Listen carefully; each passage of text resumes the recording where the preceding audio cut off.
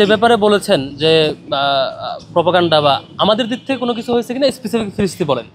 তবে আমরা এটা লক্ষ্য করেছি লাস্ট 2 ডেজ ধরে শুধু ব্যক্তি সাদিক কামিকে নিয়ে একটা নির্দিষ্ট দলের অ্যাক্টিভিস্ট ভিডিও তৈরি করে 50-এর অধিক ভিডিও তৈরি করেছে। ব্যক্তি সাদিক কামিকে ধরে পডকাস্ট তৈরি করা, ভিডিও তৈরি করা এবং তাকে নানাভাবে ফ্রেমিং করা হচ্ছে।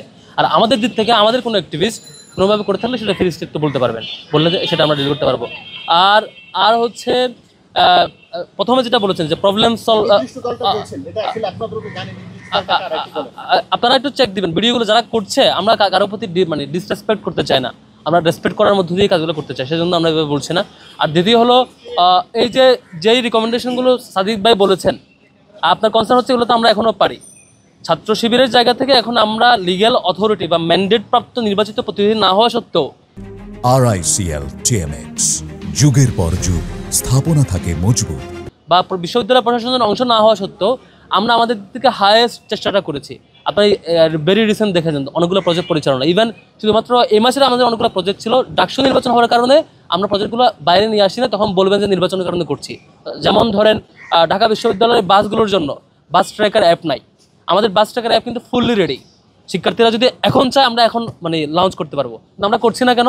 এখন করলে সব দল বলবে যে এটা নির্বাচনের জন্য করছে, কিন্তু আমরা নির্বাচনের জন্য করি না। আমরা এর আগেও নানান কাজ, ফার্স্ট এড বক্স দেওয়া, পানি ফিল্টার দেওয়া, তারপর হেলথ ক্যাম্পেইন করা, এগুলো কিন্তু ডাকসু হবে কি হবে না এসব বিচার আমরা করি নাই, আমরা স্বাভাবিক কার্যক্রম হিসেবে পরিচালনা করেছি। আমরা 63 দফায় বলেছিলাম, সেজন্য অনেকগুলো দফা দিচ্ছি। একটা বড় দাবি ছিল যে শিক্ষার্থীরা যারা সিট পায় না তাদেরকে অবশ্যই আবাসন ভাতা দিয়ে আপনি তা ক্লাস শুরু করবেন, অন্যদের ক্লাস শুরু করতে পারবেন না। সেটা আমরা প্রেশার দিয়েছি, কিন্তু আমরা অথরিটি না বলে বেশি প্রেশার দিতে পারি নাই। আমরা নির্বাচিত হলে সেটা নিশ্চয়ই প্রথম মাসে প্রথম কাজ থাকবে সবার আবাসন ভাতা নিশ্চিতভাবে এটা দিতে পারে আর কি।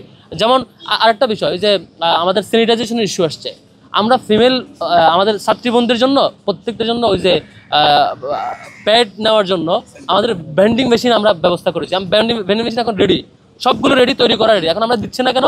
এখন দিলে বলবেন আমরা ডাকসুর জন্য দিচ্ছি, এই জন্য আমরা সব কিছু রেডি। এখন যদি বিশ্ববিদ্যালয় প্রশাসন বলে যে এখন দেন, আমরা এখন কল করলে 5 মিনিটের মধ্যে চলে আসবে। সবগুলো ভেন্ডিং মেশিন তৈরি করা রেডি, একেবারে প্রস্তুত।